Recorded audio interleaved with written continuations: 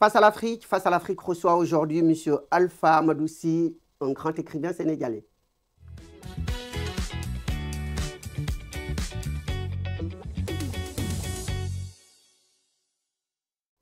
Mesdames, Messieurs, bonjour. Vous êtes sur Afrique 1 dans l'émission Face à l'Afrique.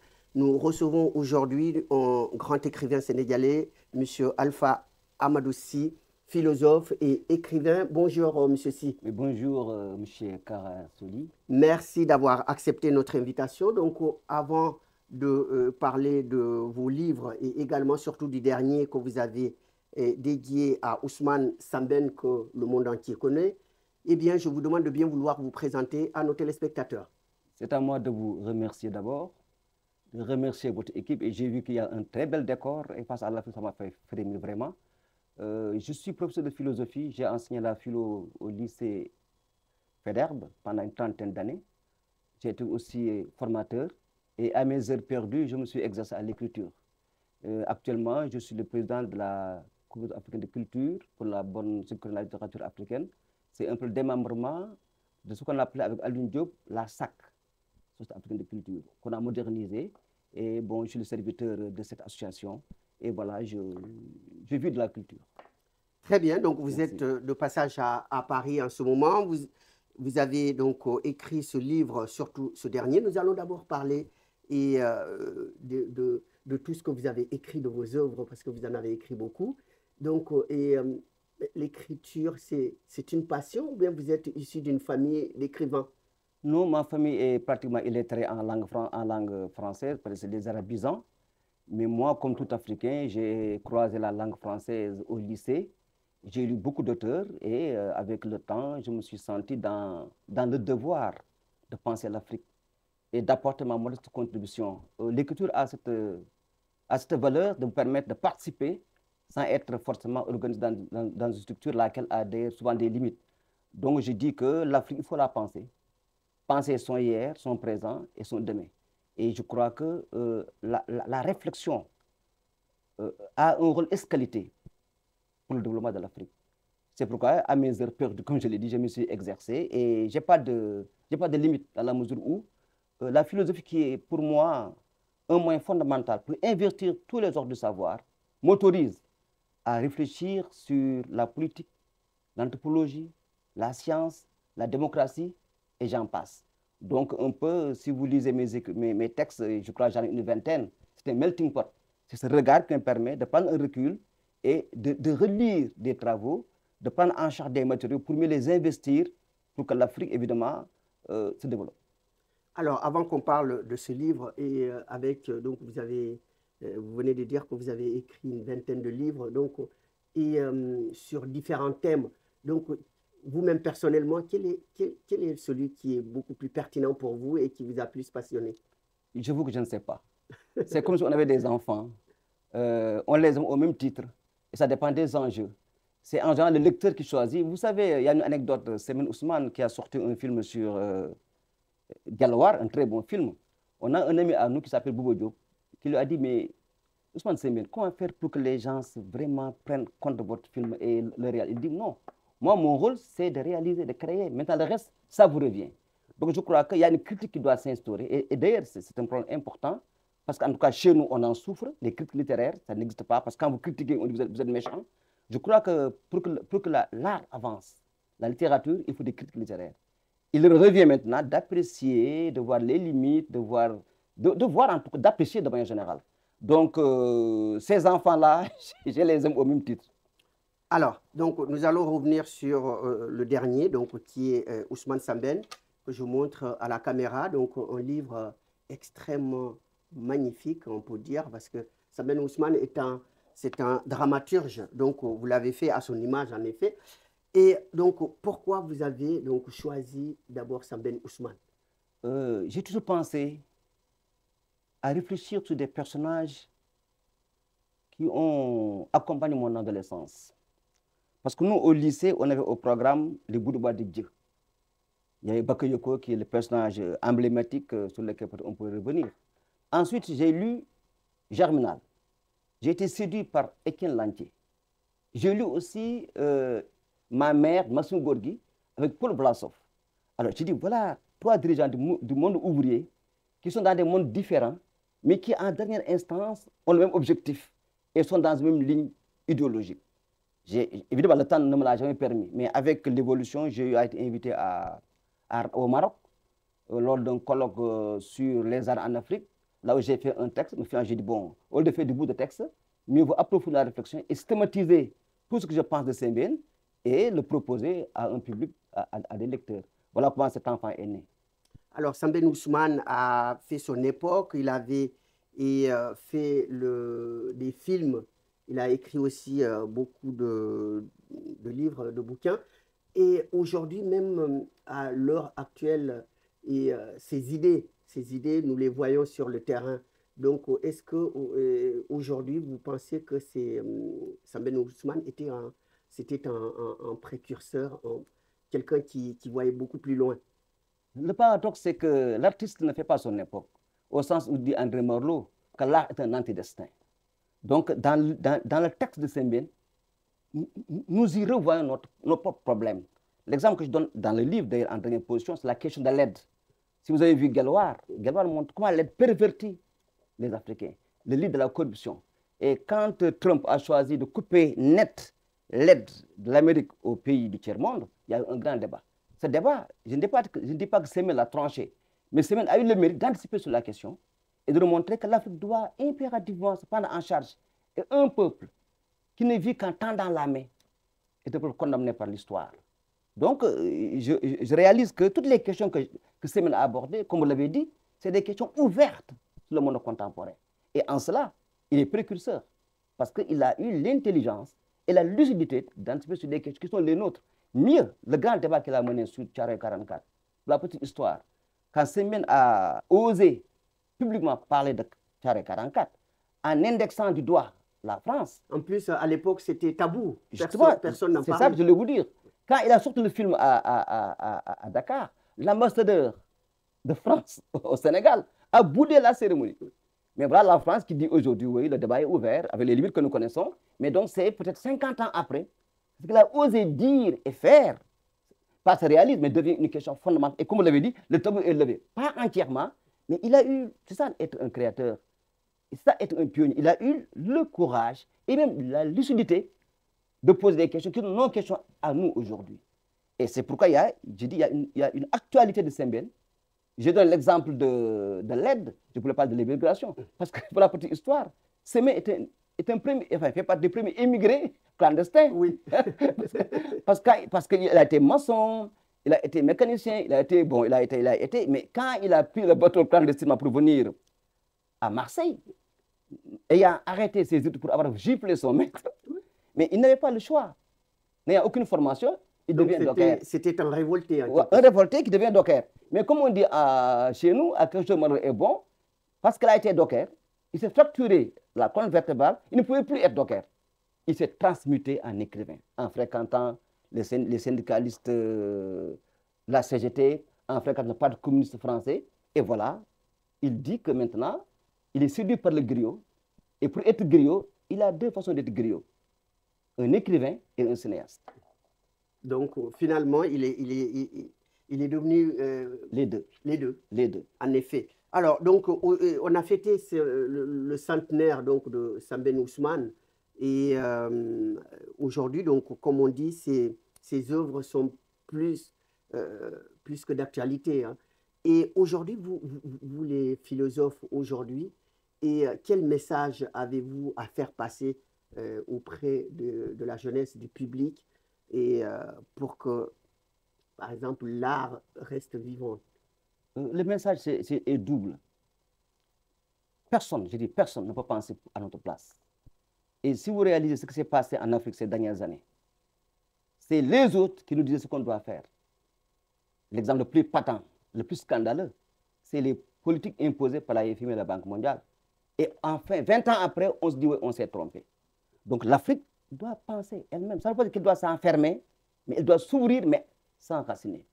La deuxième leçon, quand je lis Sembène, c'est le rêve, c'est l'espérance. Il veut dire, le monde a beau être, il a beau être affreux et chaotique, mais c'est des chaos que laissent les étoiles.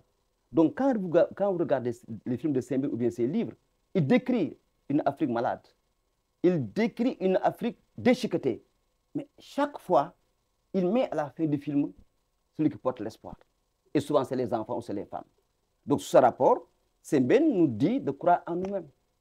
Et l'autre exemple pour dire qu'il est moderne, Sembène nous avait mis en demeure, quand je dis nous, je parle des Africains, il nous avait mis en demeure de prendre en charge nos propres images. Il y a l'IA aujourd'hui. Si l'IA est performante, alors qu'il n'y a pas de données de base qui parlent de l'Afrique, là aussi, la bataille pour l'IA est perdue. Donc, vous voyez, ce qui est important quand je lis Sembène, c'est la centralité de la culture à tous les niveaux. Même lors du Covid, la culture est revenue. Je me suis rendu compte, moi, quand je voyais mes parents polars ou bien morts enfiler ce qu'on appelle les kalas, pour moi, c'était pour des raisons esthétiques. Mais je me suis rendu compte que la fonction était quoi d'abord? De se protéger.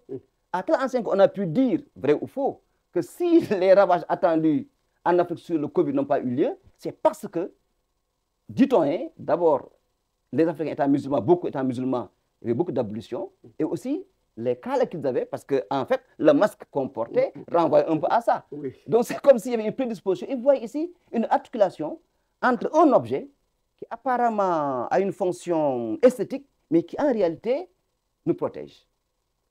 Alors, donc, vous avez dit un titre du livre, L'aide publique, donc, que Sembène Ousmane a dénoncé très, très tôt, depuis longtemps. Donc, en dehors de ça, quelles sont d'autres grandes lignes du livre qui peuvent être bénéfiques aux lecteurs? L'immigration. Le beau film, ce film pathétique qu'on appelle La Noire 2, c'est une bonne qui vient, comme dirait l'autre, avec le mirage de Paris et qui vit tous les calvaires une fois à Paris. Dans le mandat, déjà, c'est nous montrer que le rêve français, le rêve parisien n'en est pas un. Pourquoi? Parce que le neveu de Sembène, qui est dans le film, dans le mandat, il est employé à la mairie, il est éboueur. Pour leur dire, même si vous allez en France, ce n'est pas de l'argent qu'on ramasse. Ceux qui ont l'argent là-bas, ils peinent nuit et jour. Faisons attention, évitons le mythe de l'Europe. Donc, il les met en garde contre le mythe de l'Europe. Et la révolte de Joanna, qui a été transformée en esclave en plein jour, est un signe avant-coureur des problèmes que les nègres rencontrent en Afrique. Et c'est important. Donc, vous voyez que y a un rappel que Sembène nous fait. On oublie souvent que les premiers émigrés étaient venus parce que la France en avait besoin. Et à l'époque, on ne venait en France qu'avec comme simple carte, la carte d'identité nationale.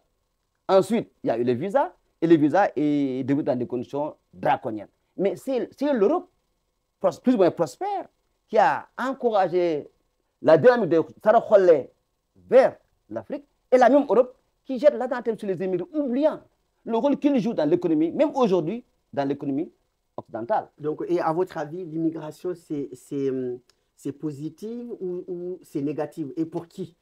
Il n'y a pas de jugement de valeur. C'est-à-dire, le jugement, c'est quoi?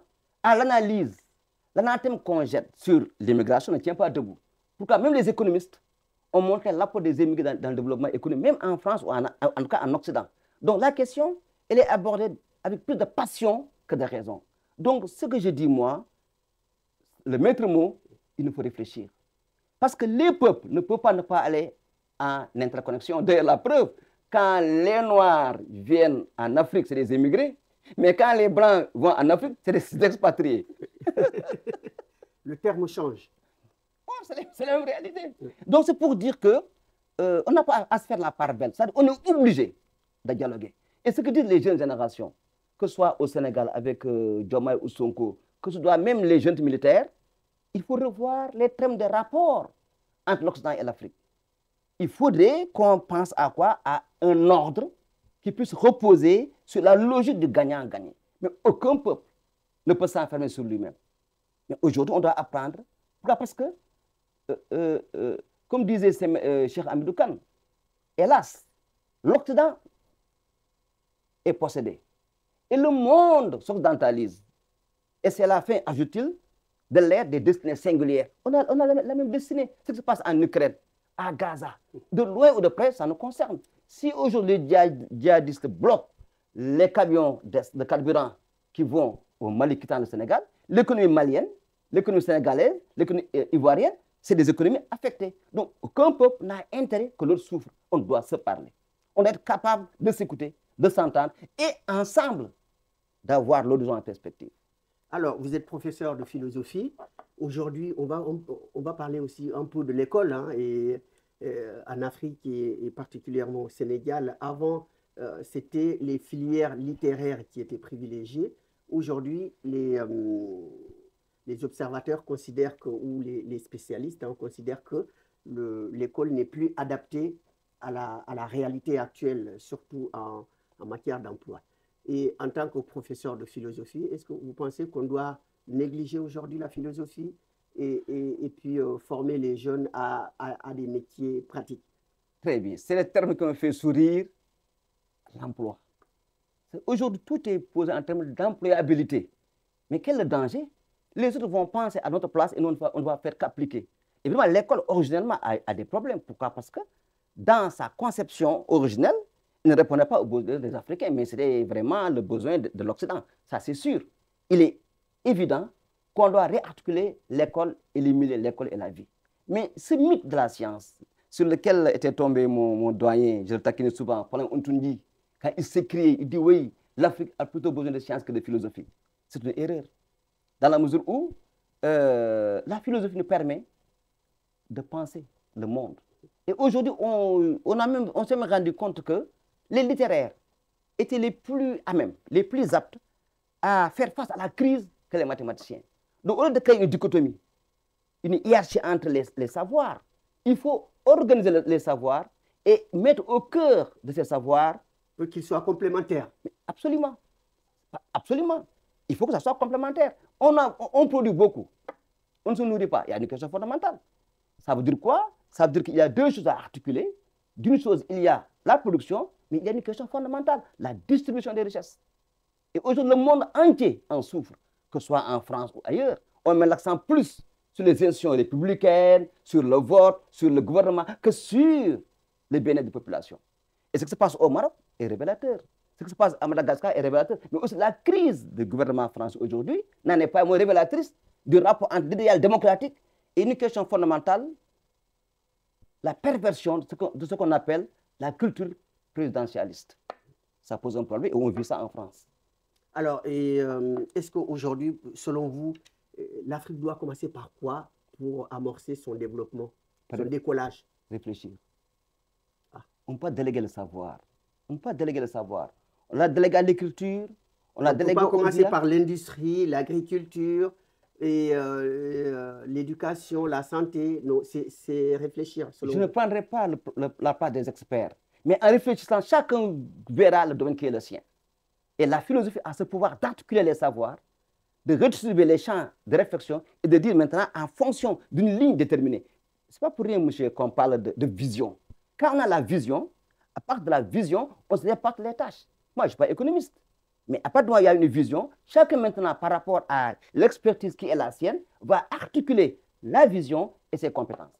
Et du coup, l'Afrique va progresser. Mais si on travaille en vase clos, chacun est dans son coin, ce n'est pas bon. Que pensez-vous de la démocratie sénégalaise, la démocratie au Sénégal, par exemple? Oui, ça me l'a dit, elle est continentale. Elle est liée à une difficulté de créer la démocratie dans une économie de rente. Vous savez, quand on regarde un peu l'Europe, la démocratie qui a pris corps en Europe a été accompagnée et rendue possible par une relative prospérité économique. Mais quand l'économie balbutie, quand il n'y a pas de capitaine d'industrie, la démocratie se réduit à quoi? À une bataille de rente économique. Évidemment, tous les pouvoirs, depuis Abdou Diouf Senghor, font des efforts, mais ce mal persiste.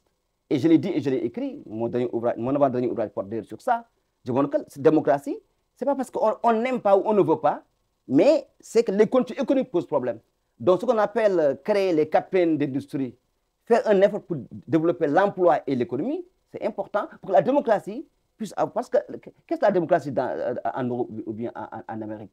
C'est la même classe bourgeoise, avec des démembrements aux intérêts pas différents mais différenciés, et ils s'abattent pour prendre le pouvoir. Mais si vous prenez le cas du Sénégal, le cas de la Côte d'Ivoire, le cas du Ghana, en général, tous ceux qui s'enrichissent, c'est autour de l'État. Vous êtes ministre, vous êtes professeur, vous n'avez même pas de quoi manger. Vous devenez ministre, 2 mois après, vous avez gratte-ciel, voiture et tel. Donc la richesse, la seule source de richesse, c'est l'État. Donc ça touche, vous avez touché du doigt un problème, la corruption dans ce cas. Mais c'est lié. À partir du moment où vous vivez de ce qui ne vous appartient pas, ce qu'on appelle les deniers publics, vous verrez que depuis Senghor d'abord, il a mené la bataille contre les 10%. Quand Abdou Diouf est venu, il a mené la bataille contre l'enrichissement illicite. Abdoulaye Wade, tout ça dit du point de vue du slogan. Mais ça montre quoi ces slogans? Que le mal est là, que le mal persiste. L'Afrique vit ce mal-là. Maintenant, ce mal, ce n'est pas une question éthique. Ce n'est pas de dire soyez sérieux, non. C'est d'aller plus loin que ça, de voir maintenant, comme je l'ai dit, réfléchir pour voir comment faire émerger des champions, comment faire émerger des capitaines d'industrie. Mais ceux qui sont au pouvoir au Sénégal actuellement, c'était leur point fort et c'est la lutte contre la corruption. Oui, c'est leur point fort. Et ce qui a rendu leur lutte délicate et dans le plan démocratique, c'est que c'est une lutte qui repose sur quoi? Et légitimement à l'époque. Ça repose sur le dégagisme. Quel est l'inconvénient? On n'a pas eu le temps de discuter des programmes et de voir les forces réelles qui peuvent porter le projet. Et le problème du dégagisme, c'est quoi? C'est quand on est ensemble pour faire disparaître X, le jour X disparaît, la répartition des tâches au niveau des victorieux crée des conflits. Évidemment qu'il faut poser en termes lucides. Et le Sénégal fait des efforts. Et là aussi, il faut être généreux. C'est-à-dire, généreux, ça veut dire quoi? Ça veut dire autant ils sont nouveaux. En tant que nouveau pouvoir, ils doivent être attentifs à la critique. Mais aussi les autres, en tant que citoyens, doivent, à mon avis, s'efforcer à formuler des critiques constructives. Pourquoi? Parce que le Sénégal nous appartient, l'Afrique nous appartient. Oui. Alors, donc, bientôt on va arriver au terme de l'émission qui est très intense, très intéressant. Eh bien, quel serait maintenant le prochain titre ou ouvrage de Alpha Amadou Sy après Sambène Ousmane? Je ne sais pas. Parce que là, vous savez, l'écrivain est guidé par l'inspiration. Je crois quand même depuis 2012, chaque année, je sors un livre. Ça dépend de ce que je ressens, ou bien je fais un colloque quelque part, on me demande d'approfondir, ou bien je rencontre M. Soli et il m'inspire une réflexion. Mais mon problème, c'est de faire mon devoir, c'est-à-dire la pensée critique, d'abord pour moi, et la partager pour en voir les limites et les aspects positifs. Donc, comment les écrivains africains en général, et ou sénégalais en particulier, s'organisent, par exemple, parce que vous avez déclaré ici que vous avez une association. Oui.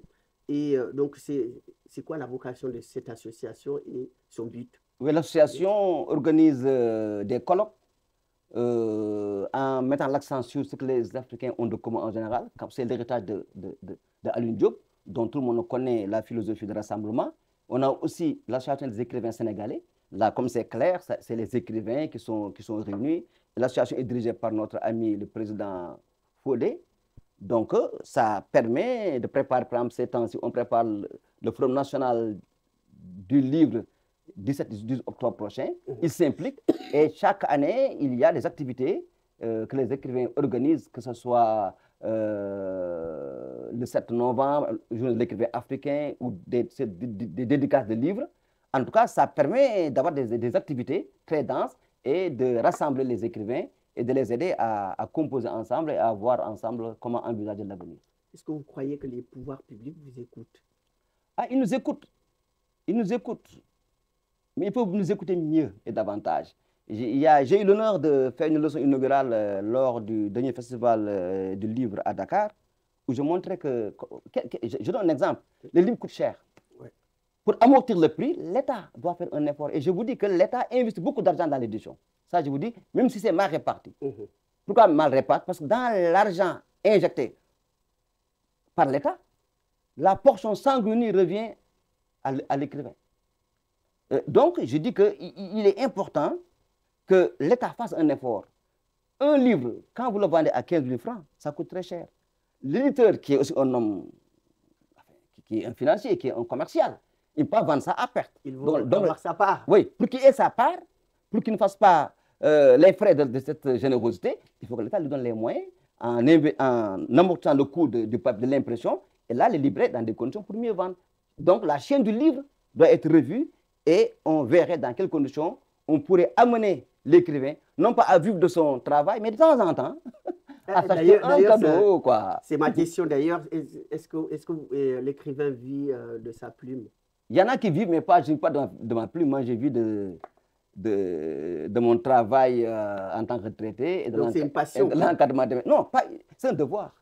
Je n'ai pas le devoir de ne pas écrire. Tant que je suis dans les conditions de le faire, vous savez, j'aime bien l'argent, mais c'est en second lieu. Ce qui m'intéresse, c'est ce genre de débat.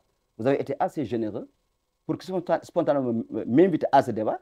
Ce rapport, ce commerce si fécond pour moi est l'essentiel. Très bien, donc belle conclusion, monsieur Alpha Amadoussi, l'écrivain sénégalais Ousmane Sambène ou l'artiste d'une Afrique en résilience. Donc un livre qui vient de sortir. Monsieur le professeur, c'est combien si on veut se procurer de ce livre? Je crois que c'est 11 €, si j'ai bien lu. Oui, 11 € et chez L'Harmattan. À la rue des Écoles, ou si vous allez à Dakar, à L'Harmattan, Sénégal.